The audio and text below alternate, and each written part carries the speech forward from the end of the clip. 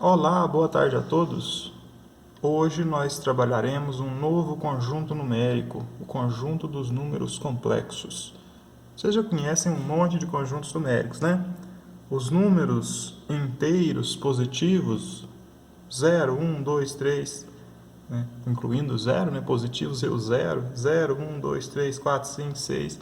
Infinito é o conjunto dos números naturais, todo mundo conhece os números que a gente usa para contar. Se a gente utilizar os seus opostos, os negativos também, além do 0, 1, 2, 3, infinito, a gente usar para o outro lado da reta numerada, menos 1, menos 2, menos 3, menos 4, aí nós temos o conjunto dos números inteiros. Números positivos, negativos e o zero. Esses números a gente utiliza muito no dia a dia para representar a falta de valores ou a dívida. Se a gente considerar também os números que tem entre os inteiros, as frações, os números decimais, quer dizer, os inteiros e as partes dos inteiros, metade, um terço, 0,5555 dízimas periódicas, a gente tem os números racionais. Se a gente incluir nesses números aí um outro conjunto separado de valores que não são racionais, ou seja, não podem ser transformados em uma fração de inteiros, os racionais podem ser transformados em fração de inteiro, né? Um terço, um meio, 5 quartos, 4 quintos e assim por diante. Aqueles que não podem ser transformados em fração de inteiros, a gente chama de irracionais. Por exemplo, as raízes quadradas de números primos, π, algumas constantes da matemática não podem ser transformadas em frações. Esses são os números irracionais.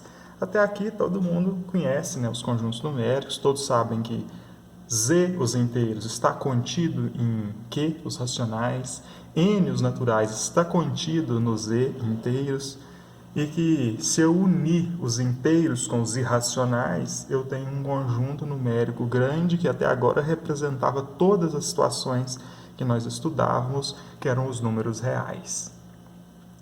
Mas na verdade não representava todas as situações, coisa nenhuma. Vocês se lembram lá quando a gente resolve a equação de segundo grau? Se o delta D é positivo, temos dois valores diferentes para x. Se o delta D é igual a zero, temos dois valores, mas são iguais. Quer dizer, na verdade, um único número real é a solução da equação, ainda que duas vezes, né? X' e x2', mas os dois são iguais. E se o delta D é menor do que zero, D é negativo, aí a gente parava de resolver porque não tinha solução à equação, né? Não existia um número real que satisfizesse aquela equação que fosse o valor de x. Pois é, para isso é que existe no conjunto dos números complexos. Agora, aquelas equações lá também terão solução. Veja o seguinte, se eu tiver uma equação x² igual a 4, para eu resolver ela, o que eu faço? Passo o quadrado raiz para o outro lado, né? E sempre que surge uma raiz quadrada, eu tenho o valor positivo e o valor negativo dela possíveis. Afinal de contas, tem dois números que eu elevo ao quadrado e dá 4. O 2 ou o menos 2, né? Ó, x é igual a mais ou menos a raiz quadrada de 4. Então, x é quanto? Mais ou menos 2. Afinal de contas, 2 vezes 2 é 4 e menos 2 vezes menos 2 também é 4. Achamos a solução aqui. Nesse caso, x ao quadrado igual a 2. Passa a raiz para o outro lado. X é igual a mais ou menos a raiz quadrada de 2. Aqui nós temos uma solução inteira, né? Um número inteiro satisfaz essa equação. 2 positivo ou 2 negativos, ambos são inteiros. Então, o conjunto de solução aqui está contido dentro do conjunto dos números inteiros. O conjunto de solução aqui é o menos 2 e o 2. Ambos estão contidos no conjunto dos inteiros. Agora aqui, nós temos uma solução irracional, né? Raiz quadrada de 2 existe, é um número real, sim, mas ele não é possível transformar na forma de fração. Então, a gente normalmente não tira essa raiz, né? A gente deixa como solução, o conjunto de solução, como sendo menos raiz quadrada de 2 e mais raiz quadrada de 2. Essa é a solução. Que número é esse? 1 vezes 1 é 1, então não é, né? 2 vezes 2 é 4, então passou. Será 1,5? 1,5 vezes 1,5, 2,25, então é menos, né? Talvez 1,4 vezes 1,4 não dá nem 2. Então deve ser 1,4 alguma coisa. E aí assim a gente vai aproximando a resposta da raiz quadrada de 2 em um número decimal infinito. Infinito e não periódico, né? Então um número irracional. Mas ainda assim é um número real, porque os números racionais também são reais. Agora vamos para um outro exemplo aqui. Vamos ver se ele também existe nos números reais. Quer dizer, aqui a solução pertence aos inteiros. Portanto, a solução pertence aos reais. Né? Os inteiros estão contidos nos reais. Aqui, a solução pertence aos irracionais. Portanto, a solução pertence aos reais também, está contido nos reais. Agora, esse caso aqui, vamos ver o que acontece. X é igual a mais ou menos a raiz quadrada de menos 4. Vamos lá. Que número é esse que eu multiplico por ele mesmo e dá menos 4, hein? Se eu fizer 2 vezes 2, dá 4. Lembrando que raiz quadrada é isso, né? Um número que eu multiplico por ele mesmo e encontro o valor que está lá dentro, lá, o radicando. Se eu fizer menos 2, talvez seja menos 2, né? Menos 2 vezes menos 2 dá quanto? 2 vezes 2, 4, menos e menos, mais. Ó, lá é menos, né? Se eu fizer 2 vezes 2 ou menos 2 vezes menos 2, nos dois casos eu tenho 4 positivo, lá o 4 está negativo. Significa, então, que x aqui, ó, não pertence aos reais. Então, x não existe nos reais. Para que x exista, nós precisamos introduzir aqui o conceito de números complexos.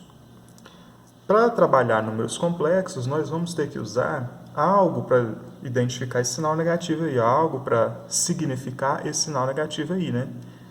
Uma maneira que eu podia usar para resolver isso aqui é fazer o seguinte. Então, o que nós podemos fazer aqui? Usar uma propriedade de raiz, já que raiz quadrada de um produto é a mesma coisa que raiz de cada fator e depois multiplicado, né? Isso é uma propriedade de raiz. Eu posso pegar esse menos 4 e fazer o seguinte com ele, fazer raiz quadrada de 4 vezes menos 1. É 4 vezes menos 1 menos 4. Então, posso separar esses fatores, né? E fazer mais ou menos a raiz quadrada de 4 vezes a raiz quadrada de menos 1, separadamente. E a raiz quadrada de 4, a gente sabe, a raiz quadrada de 4 é 2, né? Eu separei, eu fiz 4 e menos 1 separado. Essa aqui eu consegui resolver. Então, vou ter mais ou menos 2, raiz quadrada de 4, 2, vezes a raiz quadrada de menos 1. Quando a gente trata de números complexos, nós vamos dizer, a definição de números complexos é que raiz quadrada de menos 1 é igual a i. Esse i aqui vai ser chamado de unidade imaginária. Se assustem não, viu? Não se assustem com o i, não. Mais uma coisa, né? Primeiro era só número na matemática, depois começou a misturar português, começou a misturar letra. Agora tem letra e número na matemática, né? Álgebra, coisa linda, né? Aí agora vem um tal de um i. Calma, gente, calma. É só um izinho no lugar da raiz quadrada de menos 1. Toda vez que você tiver um número negativo lá, põe um izinho, só isso. Então, o que nós vamos ter aqui? Mais ou menos 2i. Né? Raiz quadrada de menos 1, eu falei o que era, né? Não é i? Então, mais ou menos 2i. Pronto, números complexos é só isso aí, tá? Você troca a raiz quadrada de menos 1 por i.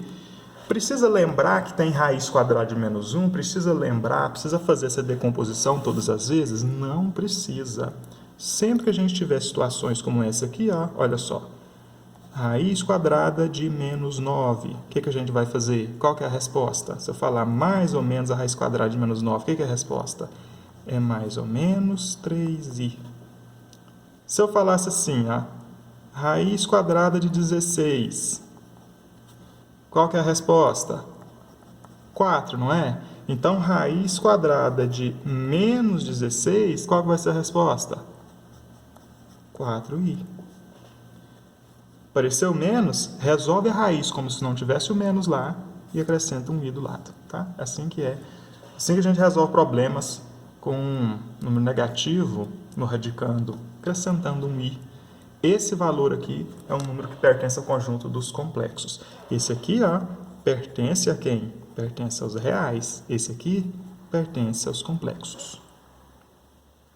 Os números complexos vão sempre ser escritos dessa forma, com um izinho. Mas nem sempre você vai ter só um número multiplicando i. Por exemplo, se nós tivermos um número assim, ó,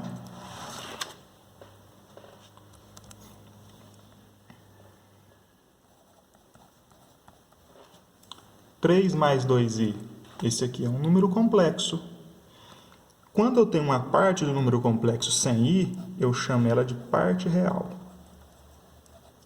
A parte que tem i, eu chamo de parte imaginária. Então, todo número complexo pode ser escrito na forma algébrica.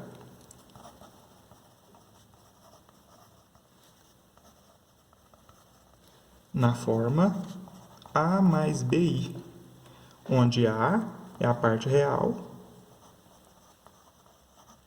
e B é a parte imaginária.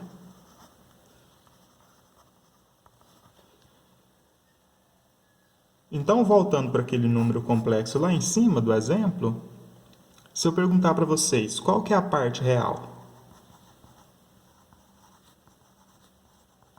A parte real é a parte sem i, é o 3. Qual que é a parte imaginária?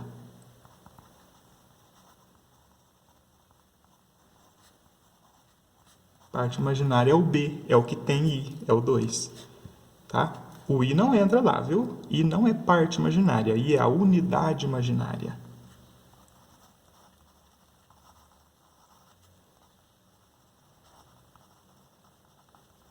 Ela que define o conjunto dos números complexos. I é a unidade imaginária. A parte imaginária é o coeficiente do i.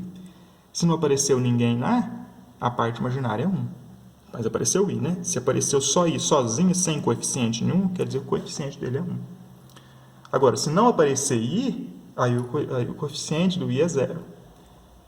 Exemplo. No 2 mais i, a parte real a é 2, a parte imaginária b é 1. Quem está multiplicando o i aqui é 1.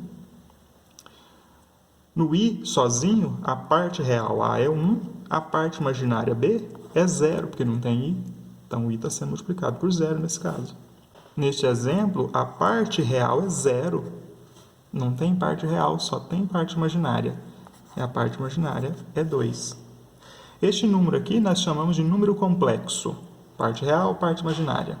Este número aqui, que a parte imaginária é 0, nós chamamos ele de número real. Ele não tem i, ele não tem parte imaginária, ele é um número real. Esse número aqui, que só tem parte imaginária, não tem parte real, veja que esse tem parte real e parte imaginária. Esse só tem parte imaginária, não tem parte real. A esse aqui nós chamamos de número imaginário puro.